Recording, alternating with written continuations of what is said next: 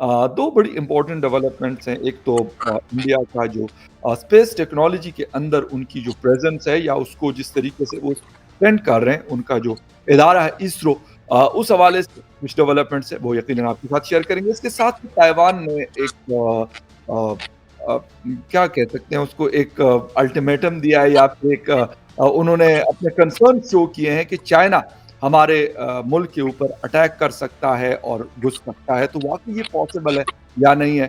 G20 में यकीनन इस तरह की भी बहुत सारी बातें या इसके साइडलाइन्स पे भी बहुत सारी बातें डिस्कस हुई होंगी और अभी होती रहेंगी। तो Sumit ji, political commentator from India हमारे साथ हैं। Sumit ji, thank you very much for joining the show. Thank you फगर भाई, thanks for the invitation. Sumit ji, एक तो सबसे पहले ये जो इसरो वाला है, हमारे यहाँ भी इस तरह का एक इदारा मौजूद है, लेकिन ग़ालिबन काफ़ी पीछे है इस हवाले से। लेकिन आप लोगों ने फ्रांस के साथ मिल के जो अभी लेटेस्ट जो डेवलपमेंट हुई है, कोई सैटेलाइट नया आप लोग शायद लॉन्च कर रहे हैं, वो कह रहे हैं कि शायद क्लाइमेट चेंज और इस तरह की चीज़ों के लिए इस्तेमाल होगा। बट इसका ताल्लुक यकीनन डिफेंस से भी होता है और भी बहुत सारी ऐसी चीज़ें आजकल होती है। आजकल सैटेलाइट इंटरनेट की बहुत ज़्यादा, मैं बहुत सारे आर्टिकल्स पढ़ रहा होता हूँ कि दुनिया भर में इसका भी बहुत बड़ा जिसे कहते हैं बोलबाला। तो ये बेसिकली क्या डेवलपमेंट है और आगे जाके इसको मज़ीद क्या इसको किस चीज़ के लिए इसकी यूटिलाइजेशन हो सकती है? देखिए फगर भाई, शो पे बुलाने के लिए धन्यवाद। अभी देखिए, अगर हम इसको स्टडी करें तो 3 मेजर डेवलपमेंट्स हुई है जो अभी हफ्ते 10 दिन में मेजर हम बात कर सकते हैं इसरो के उससे। एक है कि हम एक फ्रांस के साथ मिलकर सैटेलाइट बना रहे हैं, और अब काफी जो इंटरनेशनल सैटेलाइट्स के लॉन्चिंग का बिजनेस है वो हमारे पास आ गया है। ऑलराइट। अब 3 चीजें हैं इसमें। First is SSLV, small satellite launch vehicle. ये हमने टेस्ट कर लिया, इसके 2 टेस्ट हो गए। ये स्मॉल सैटेलाइट लॉन्च व्हीकल जो होता है SSLV, ये गेम चेंजर है, क्योंकि जो सैटेलाइट लॉन्चिंग का मार्केट है ये $multi-billion मार्केट है साल का। $multi-billion साल का। अभी हमारे पास जो पहले था वो था PSLV, polar satellite launch vehicle.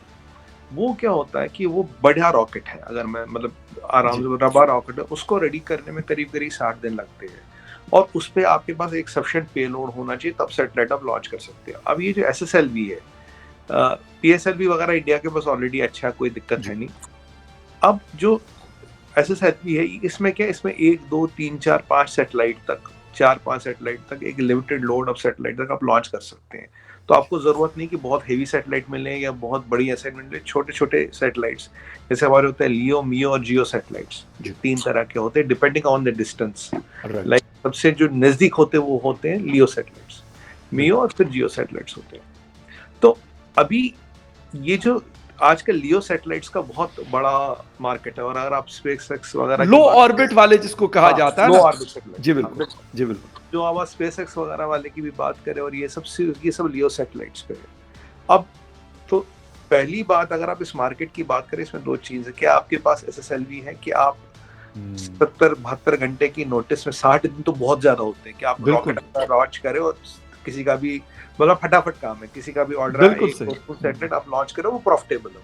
तो SSLV की 2 फेज हमने टेस्ट कर लिया रॉकेट की, और अब बहुत जल्दी we are announcing that we have entered into this commercial rocket launch। पहली बात। ओके। दूसरी बात, ये जो फ्रांस के साथ सैटेलाइट बना रहे हैं, these are for very advanced weather monitoring, और ये सब फीचर्स है उसमें, ये सब डेवलप हो रहा है। और इसमें एक और चीज हो रही है, अब लॉन्च करना तो आसान है फगर भाई। होता क्या कि सैटेलाइट की एक इंटरनेशनल बॉडी होती है जो आपको orbital slots, the technical term uses orbital slots. Orbital slots होती है जगह एग्जैक्ट, जैसे ये पृथ्वी है ऐसे गोल, जी बिल्कुल, ऐसे से होते dot dot dot dot dot एक के साथ है, ये एक के बिल्कुल एक के साथ होते, थोड़ी डिस्टेंस के बाद आपको एलोकेट होती है।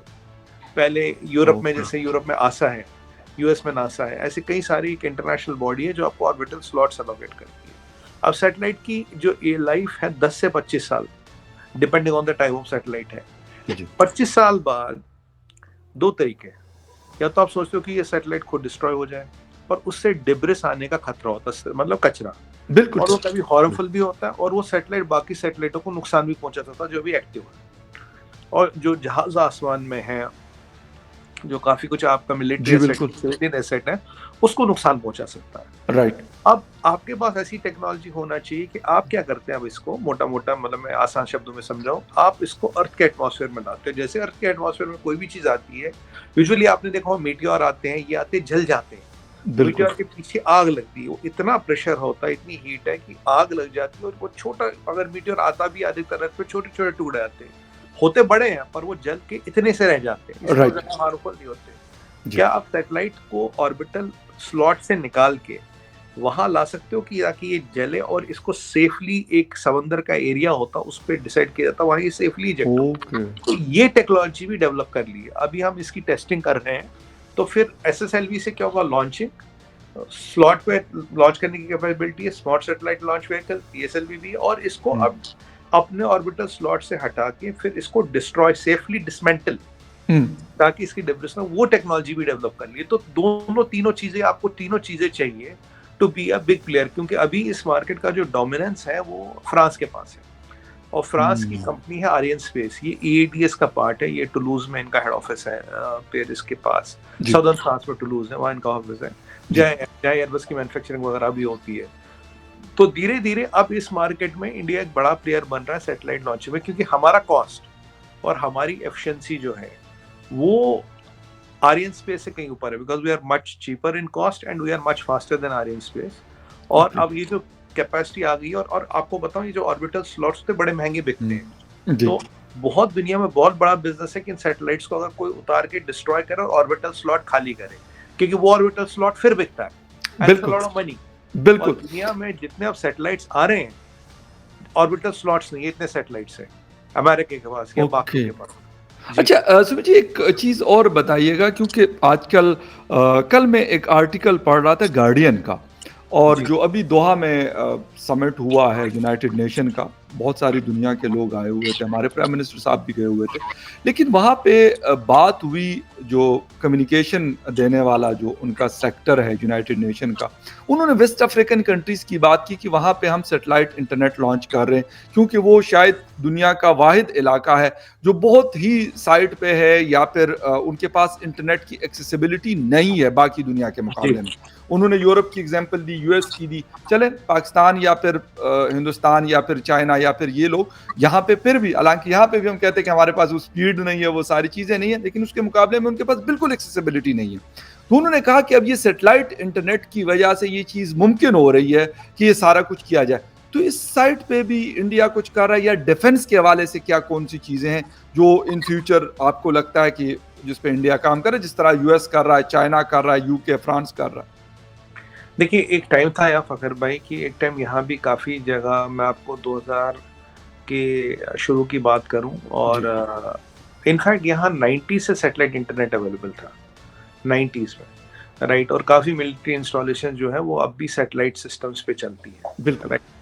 तो सैटेलाइट इंटरनेट की फिजिबिलिटी पूरे इंडिया में, बट कॉस्ट ज़्यादा होती है। अब जो जी। एलॉन मस्क का प्रोग्राम आया था, आपने एक नाम सुना होगा, एक बहुत जबरदस्त नाम दुनिया में चला था, थुराया डीएसएल। जी, बिल्कुल याद है। थुराया डीएसएल चला होगा, उससे थुराया के इस्लामाबाद में उनका ऑफिस भी था काफ़ी अर्सा तुराया थुराया मोबाइल। के सैटेलाइट फ़ोन भी चले थे, डीएसएल भी जी। चला था। तो एक ये जो बेसिकली होता है, इसमें पहले एक होता था DVB IP, direct wave digital video broadcast over IP. क्या होता था, अपलिंक फाइबर से होता था और डाउनलिंक केवल सैटेलाइट से होता था, पहले वो सिस्टम आया। फिर आई टू वे आए, टू वे में आ गया मतलब DVB-S2 टेक्नोलॉजी आ गई, DVB एक SCPC होती है, सिंगल कैरियर पर चैनल, SCPC टेक्नोलॉजी आ गई, DVB-S2 आ गई, कई सारी टेक्नोलॉजी आ गई। फिर एक direct way kind of a service आई जो केवल इंटरनेट के लिए थी, उसमें और कोई काम नहीं था, internet browsing box, one way two way, जी। और यूएस में तो ये बहुत कॉमन थी। पर धीरे धीरे फिर इंडिया में क्या हुआ, इतना फाइबर रिलायंस वगैरह और टाटा ने बिछाया कि सर्विस अब हर जगह अवेलेबल है। देखिए, जो आपके सैटेलाइट टीवी आता है, अगर किसी के घर में टाटा स्काई या एयरटेल का डिश लगा तो टेक्निकली उस डिश पे इंटरनेट भी आ सकता है।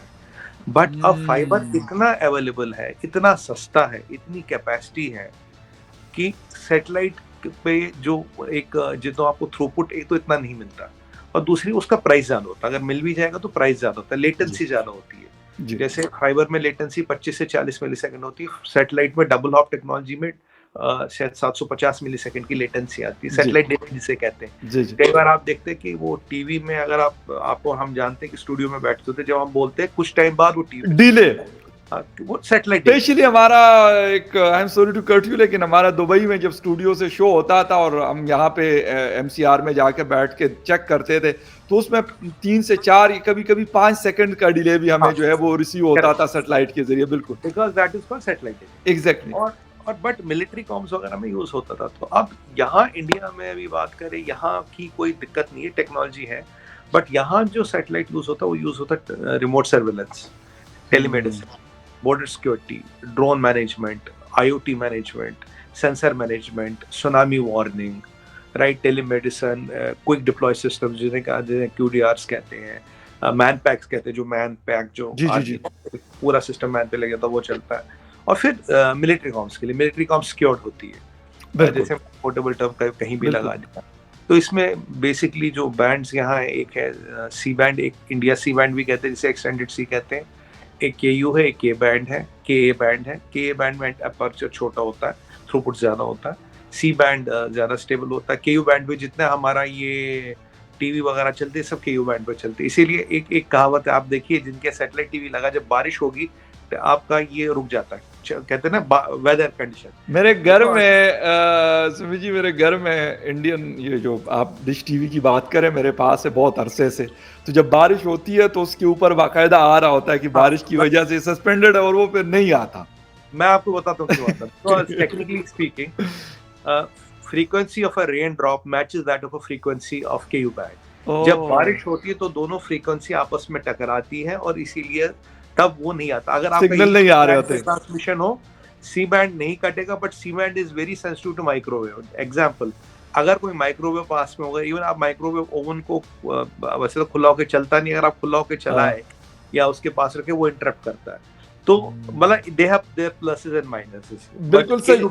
KU band is very sensitive to rain because the frequency of the falling rain water matches that of a KU band. अच्छा, सुमित जी, इसी टॉपिक के हवाले से एक क्वेश्चन कि इंडिया ने अभी तक कितनी इन्वेस्टमेंट की, क्योंकि बहुत एक महंगा सौदा होता है सैटेलाइट इंफ्रास्ट्रक्चर बिछाना हो या फिर उसके अंदर रिसर्च एंड डेवलपमेंट हो।